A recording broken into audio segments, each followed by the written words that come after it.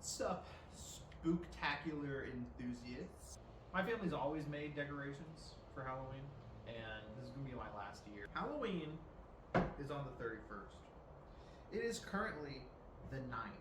I have to edit this video in this day, so that basically gives me 2 weeks of work. Every year, the neighborhood judges the best Halloween house, I guess, and we've never won, even though we have the best decorations. I'm gonna make sure that we win. We can accomplish that by doing some Halloween TikToks. Alright. Our first video is DIY spooky Halloween prop full tutorial on my channel by Michelle's Party Planet.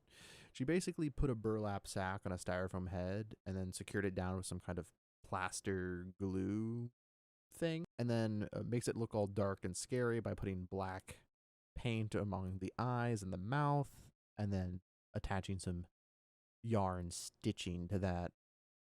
Now I don't have a lot of burlap, so I'm just gonna have to do a few wrappings. Okay, that looks okay. Let's fill the back up with some straw. We're going to need this to stay.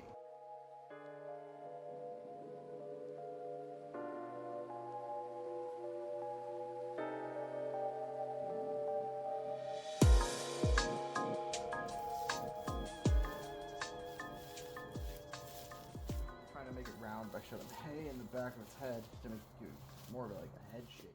A pretty cool head thanks to DIY spooky Halloween prop full tutorial on my channel by Michelle Party Plan-It.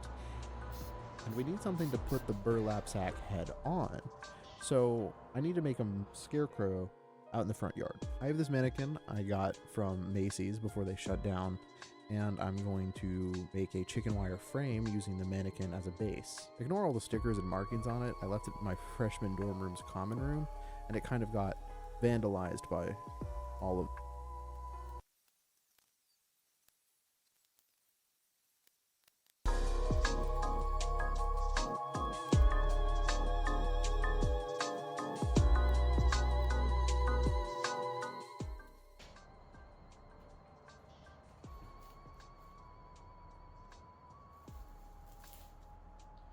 Stromen dat weten.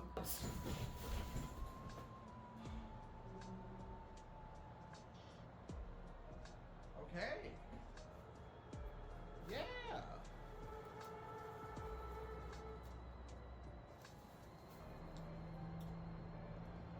I'm sure that's fine. That's okay. Yeah, this was really messy and is going to take a while to clean up. Let's watch the next video. There's a skull in my pickle jar. What's the best way to display a skull? Well, I'm going to show you with Dead Fred here. It starts with water beads and water. Just 1 teaspoon is all I needed to fill this pitcher, quarters full of water gems, and then I stuck Freddy's 5-fingered hands into the jar, pushing them down inside the beads. Figuring he wouldn't be needing them anymore, I tossed in a random assortment of Dead Fred's bones. Next, I poured water into the pickle jar, and presto, Dead Fred's skull and bones were revealed. I positioned his bones here and there and generally tried to keep them away from his face. Does this look like a teaspoon? Like, genuine question me. Is this a teaspoon? I might have put too many Orbeez in here, considering those aren't saturated and those are only half saturated. Yep. So, maybe a little too much. Just a little bit. This skeleton is plan B because the other ones didn't fit. I don't know where I got this. I've had it for a long time.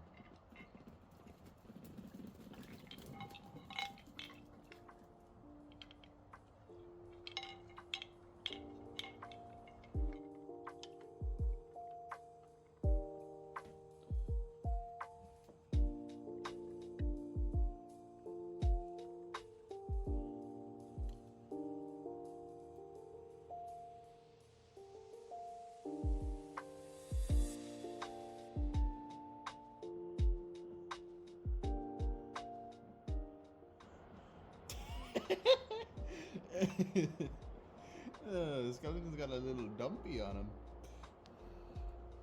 This really worked, and in fact, I recommend you do it as well.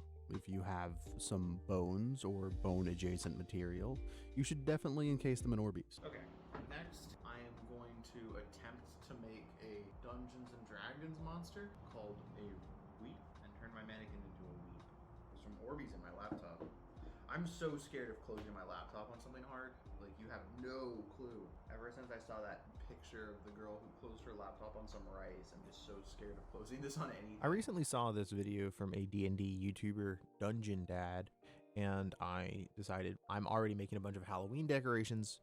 Might as well try and make one of my own. So I'm going to be using a D&D monster from 3.5 edition's Libris Mortis, but let's just let Dungeon Dad explain the rest. Today's monster, the Weep, can be found on the very last page of the book's bestiary, and I think it is a fitting conclusion to an otherwise awesome menagerie of undead creatures. Weeps appear as tall, gaunt, humanoid monsters. They are very obviously undead and also obviously not just a typical zombie or ghoul. Their signature feature is a seemingly endless stream of black ichor that leaks from their eyes and gradually trickles down to the tips of their fingers, filling their mouth along the way. Also, he doesn't mention this in this part of the video, but the Weep has mouth hands. Alright, so first off, we need to cover all these stickers.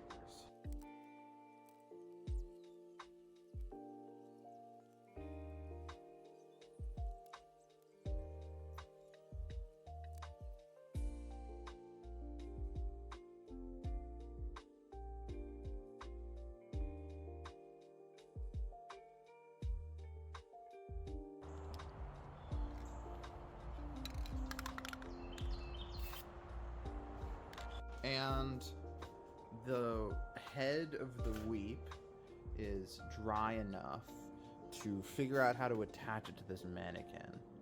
I do not know how I'm going to attach it to the mannequin, but that's what we're doing today.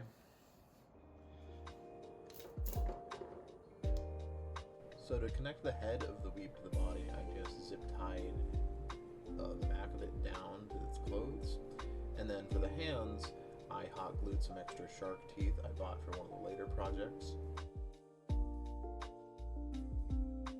And then to fill the face and eye sockets, I just used some Chinese calligraphy paint that I poured under some saran wrap to kind of give it a wet, dripping look. And then I just threw a wig on that.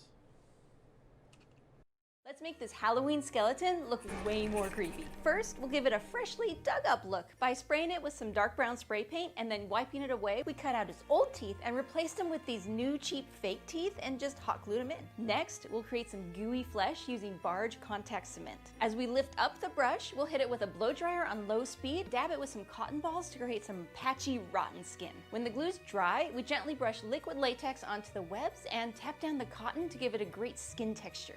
Once it's cured, we'll paint it with some dark, fleshy tones. This one took a lot of work.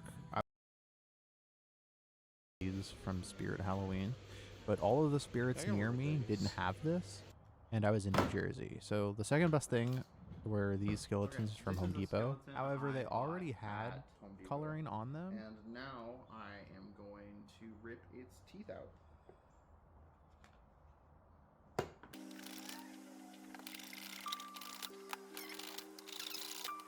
Oh, I love microplastics in the air. Molars first, I guess.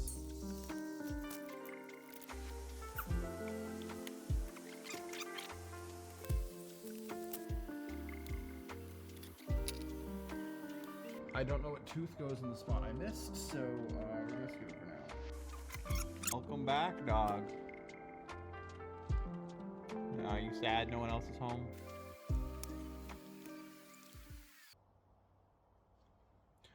Yeah, I guess that is a pretty realistic bite size. Why did I cut this out? Like, I don't have one of those. I guess I was confused as to where the, like, esophagus started is. Yeah, it's pretty close. Alright. Here, I decide to rewatch the video because I don't remember what to do next. That looks great. I don't have dark brown spray paint, so I'll use red and green tree top graffiti spray paint. And then after that, I'll have to let it dry. I'm going to paint both skeletons like this one, and the other one that's already more of a fleshy color. I'm not going to use liquid latex because I am allergic to latex, and that would give me hives. So I'm not going to do that. Yeah, okay.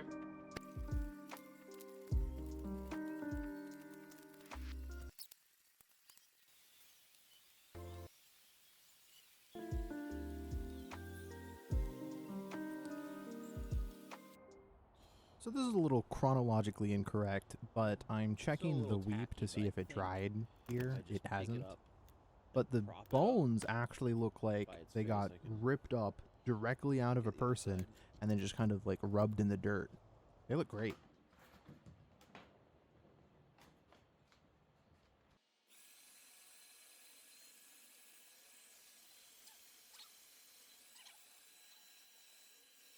After trying 10 minutes of different techniques, it doesn't work. It doesn't stay stringy except for like very little parts, but maybe the cotton balls will look like flesh. Yeah, I mean that does work. Okay, so well, at least half of this works. Yeah, I completely forgot to spray over this with some spray glue, but that's fine. Honestly, it worked.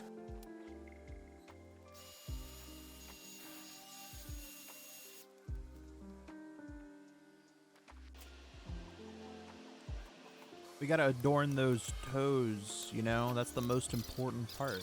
Or, you know, you gotta pamper them, you gotta give them a pedicure, that kind of thing. Well, this is what it looks like. All fleshed up. And now I have to let it dry, and then I'll have to paint it. No, I didn't drop it in dirt. Grow up.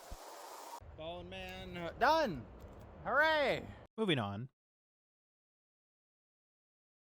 I had to try this viral Halloween DIY. It turned out so good and it was so easy. So I started by tracing out my shape that's gonna fit into my fire pit, and I'm using Loctite foam to create a first layer, and then going in with orange string lights, putting those down, going in with more Loctite foam. Then I got a bag of bones from Walmart. If you can't find a bag of bones, you can find a skeleton and just break it apart.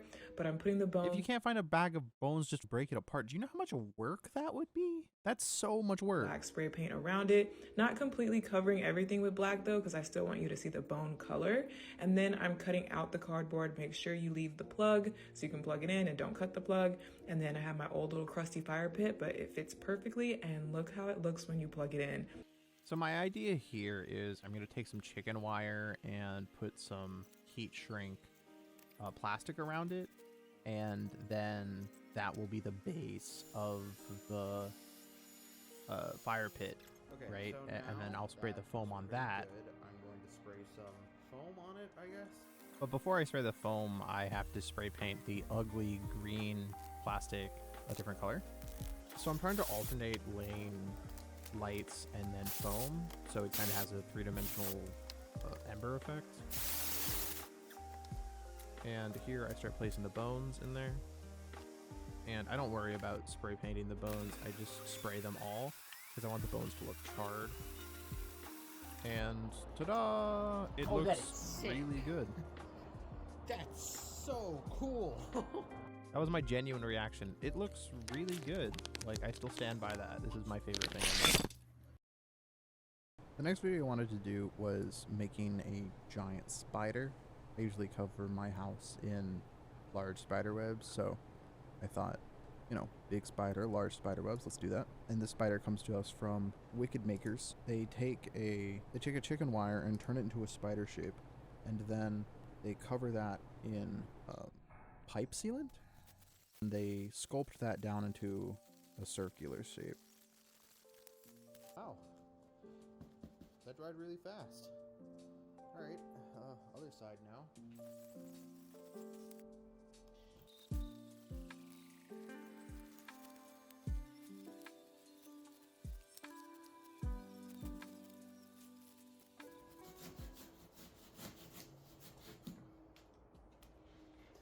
Are kids like today just using expanding foam instead of paper mache?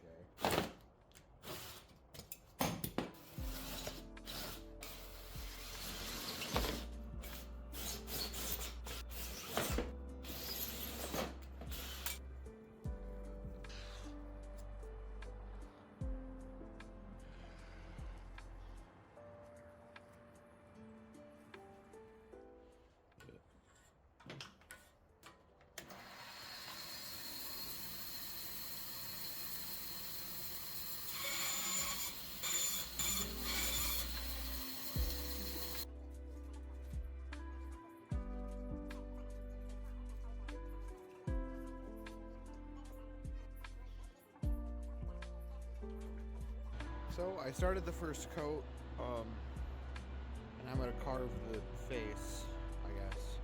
I've given the spider a second coat, and then I might have to shape it again and give it another coat. Spider's done.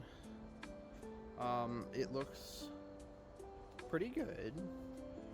I think if it's very far away and lit okay, it's not going to look strange. So I'm thinking of putting it on the roof or maybe really high up in the air. Tombstones, I did those years ago, so no need to do that one.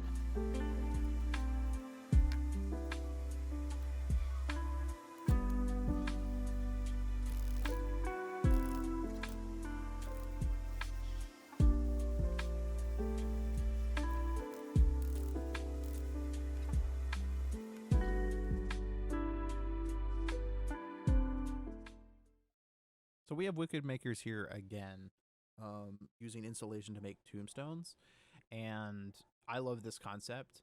In fact, I love it so much that I already did it. My family has had these tombstones for years, and they just need to be touched up a little bit. You can kind of see the insulation showing through, so I'm going to go touch those up right now. Actually, my dad made these years ago. I don't think he knew about that TikTok hack, but I think he just realized that you can carve insulation and carve some tombstones. They're a little worse for wear, so all I'm really going to do to them is just fix some of the pink spots.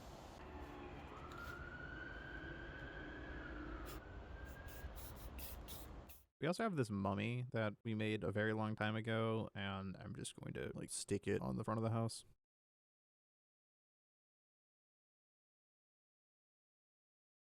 So I made a fire pit, and it was my intention to put the cauldron on it, but I didn't have anything to stand next to the cauldron, so I just decided to make a witch using a hairdressing model and some framing just to stand next to the cauldron. That's not considered short form content, but I wanted something for the window, so I decided to make a wall of flesh.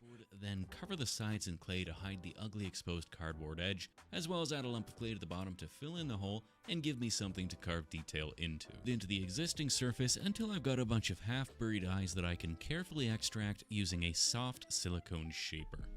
Back to the bush, I'll add some spiral throat texture with some small ball styluses so they look a little more throaty before jamming a metric ton of teeth into the gaping maws, since it means I've got plenty ready to go.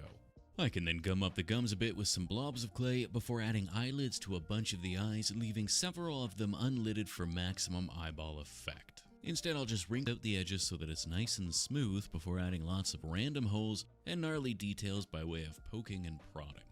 After priming, I've decided to make my flesh wall with lovely reddish hues reminiscent of the... Obviously mine's not going to look as good as his. He's a professional clayman, but I'm gonna try. It's a tutorial. Plan here is to use these old shelves, bolt them together, cover them with sheetrock to carve into, and then cover that with this. So let's bolt that now.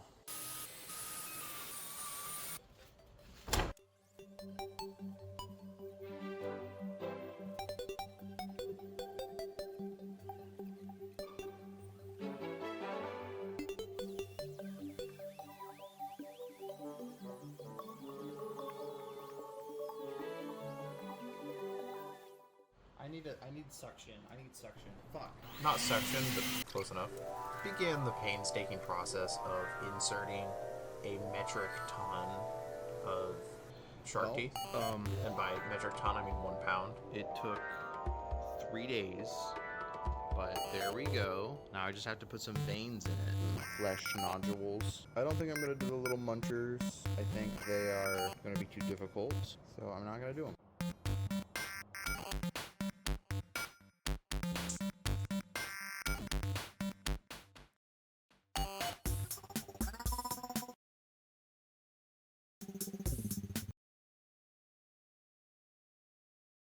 It's done.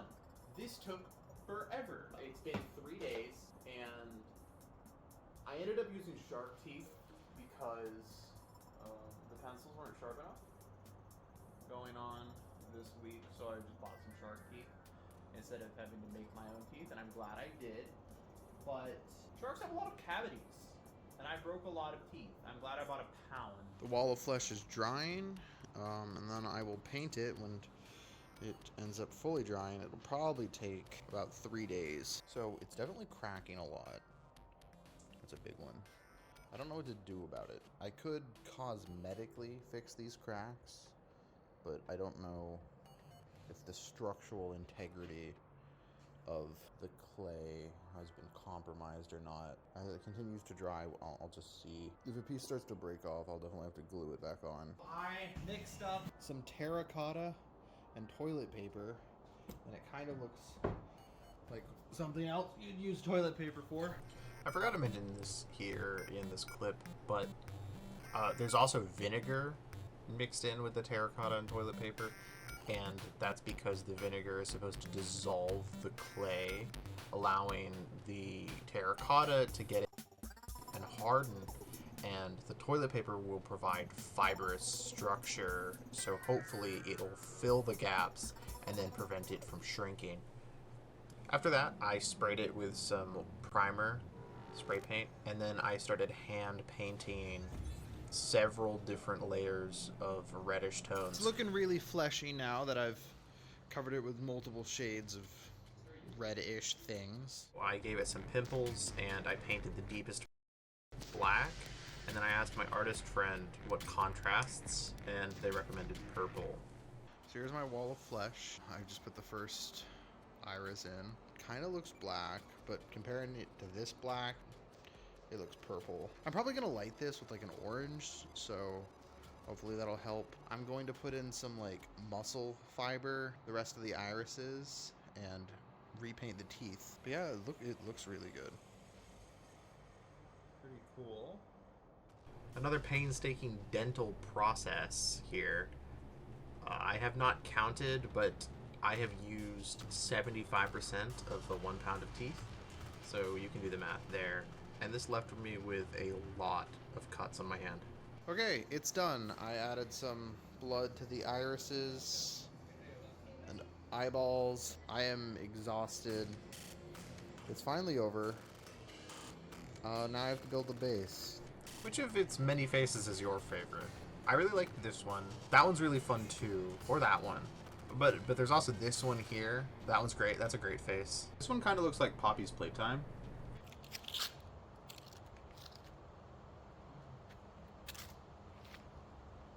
To stand up the cauldron, I've made this, and I'm just gonna put this over the fireplace. It's kind of like a little wooden thing. Should go pretty well. So at this point, I'm kind of freaking out. Judging is tomorrow. I have nothing set up. You know, I have to do a bunch of lighting. I have to get everything all situated. This takes several hours. With the spider webs fully placed, it was time to put the spider up there. This was an ordeal. I asked if he wanted me to do it, but his reasonings was he'd rather die than me. Okay, good job.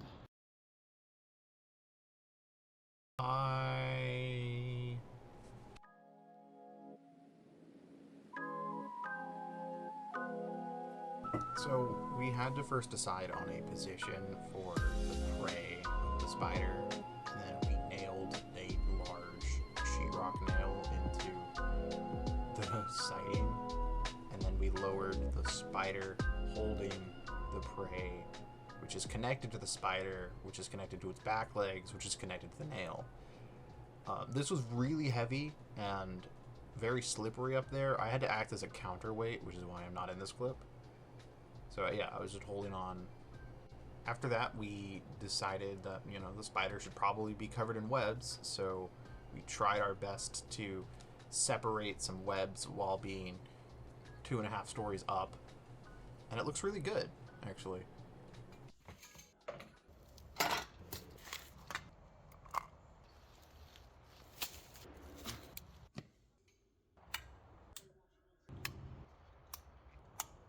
just want to be your Sigma.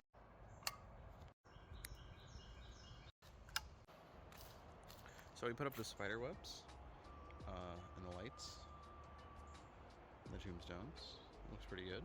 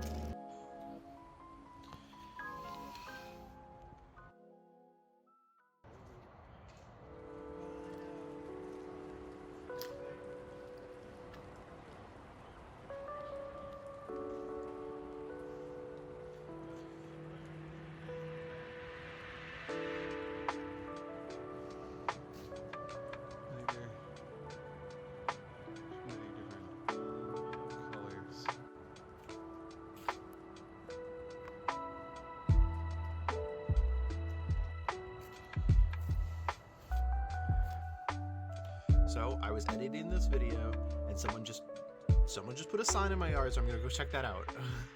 Yo, we won! we won! We won! It happened! Yo!